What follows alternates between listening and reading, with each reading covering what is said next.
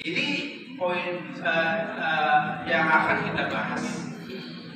Nah, karena ada dua poin itu, maka yang pertama sebagai muqaddimah ini kita lebih menggeluti yang kedua, yaitu thaqafah Islamiyah. Sebab belum masuk ke dalam materinya, gitu ya.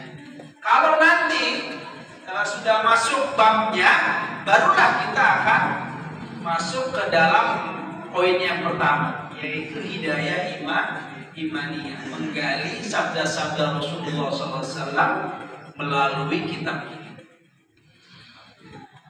Untuk pertama, sebagai wawasan, ingat, sebagai wawasan, kita ingin menggali dulu apa sih kitab ini, gitu, supaya paham. Kitab ini dikenal di kalangan pesantren ataupun kita sebagai penuntut ilmu sebagai kitab hadis hukum.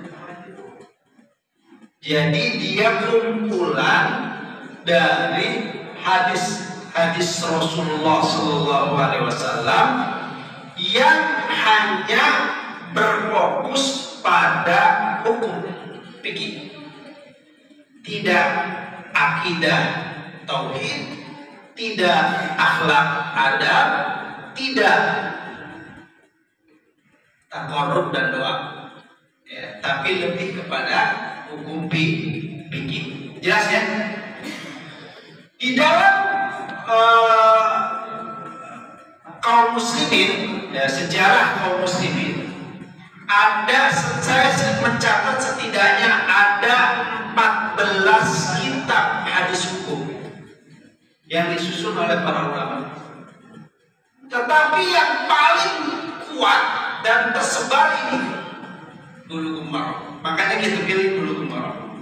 Saya sebutkan supaya wawasan sama bapak-bapak sekalian. Pertama, ada kitab namanya Umdatul Ahkam. Apa namanya? Umdatul Ahkam. Kitab ini berisi 429 hadis hanya dari Bukhari Muslim. Enggak ada riwayat lain. Ya, Umdatul Ahkam. Ini lebih dikenal di kalangan mazhab Hambali. Makanya ulama-ulama Saudi lebih banyak menyusun kitab sarah dari Umdatul Ahkam. Ya, ini yang pertama. Disusun oleh Al-Hafidh Abdul Ghani Al-Maqdisi, seorang ahli fikih mazhab Hambali. Yang kedua, ada hadis hukum yang dikenal dengan Al-Bulghah fi Ahadisil Ahkam, disusun oleh Ibnul Mulaqin, gurunya Al-Hafidh Ibnu Hajar Al-Asqalani, guru beliau menyusun ini. Sudah disusun sebelumnya oleh siapa? Ibnul Mulaqin namanya. Hadisnya terdiri dari 508 hadis. Jadi masih di bawah 1000. Jadi kalau kita bisa mencari kitab Umdatul Ahkam atau Al-Bulghah, itu masih di bawah 1000 hadis. Lalu ada kitab namanya Taqribul Asanid wa Tartibul Masanid. Ini ada 606 hadis.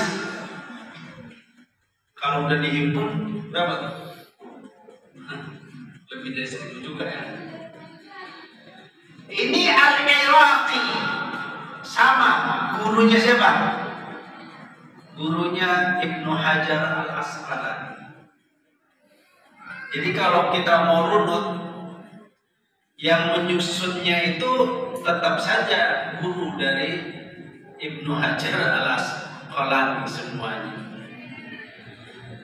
Lalu ada kitab kitab namanya Bulughul Maram. Nah ini yang riwayat yang paling minim, katanya hadisnya terdiri dari 1567 hadis. Jadi kita akan membahas 1567 hadis. Siap nggak? Siap. Nggak apa-apa.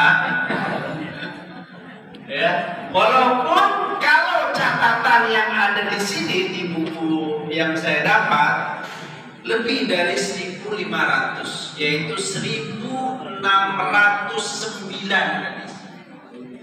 Ada kelebihan 80-an. Memang beda-beda setiap cetakan itu. Biasanya umumnya bedanya itu di sini di awal-awal itu ada wafi riwayatin, itu ada yang dinomorin, ada yang tidak. Makanya ada berbeda nomor kadang-kadang. Nggak apa-apa lah, itu hanya cetakan, tapi tidak lebih dari 1600-an, gitu ya. Ini yang akan kita bahas.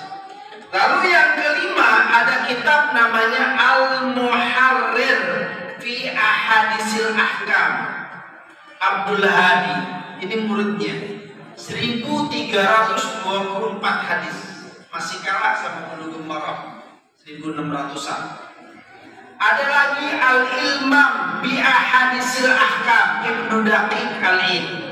Ini 1291, tetap masih kalah dengan Bulughul Maram. Ketujuh, Tuhfatul Muhtaj ila Adillatil Minhaj, hadisnya 1825. Nah, lebih banyak kan.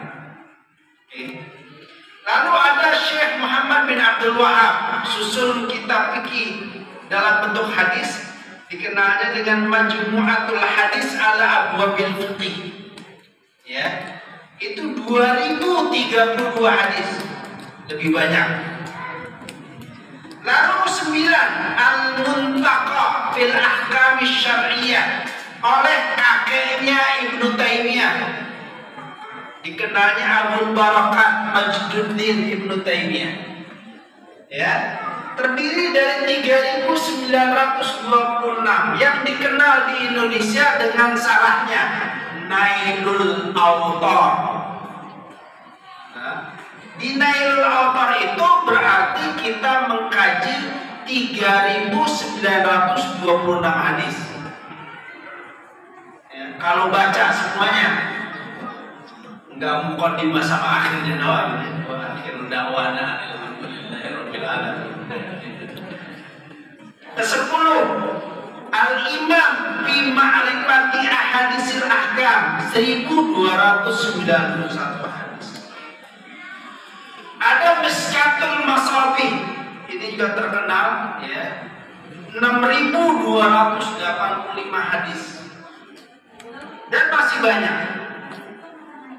Saya nggak sebutkan semuanya supaya tidak membosankan, hanya sakofah saja buat tambahan. Kalau nanti nemu di mana di toko buku, kapan-kapan jalan-jalan lihat di toko buku-buku yang saya sebutkan, silakan dibeli karena itu hanyalah kitab hadis hukum. Ya, no problem. Kalau sekarang yang besar-besar itu cuma 2 itu saja. Yang paling masyhur di Indonesia, Nailul Awtar, terjemahnya sudah ada. Subulus Salam, terjemahnya sudah ada. Ya, cuma biasanya terjemah itu karena ngejar tayang, terkadang asal, ya, pokoknya asal selesai udah. Gitu. Ini yang terkadang bisa mempengaruhi kesalahan kita.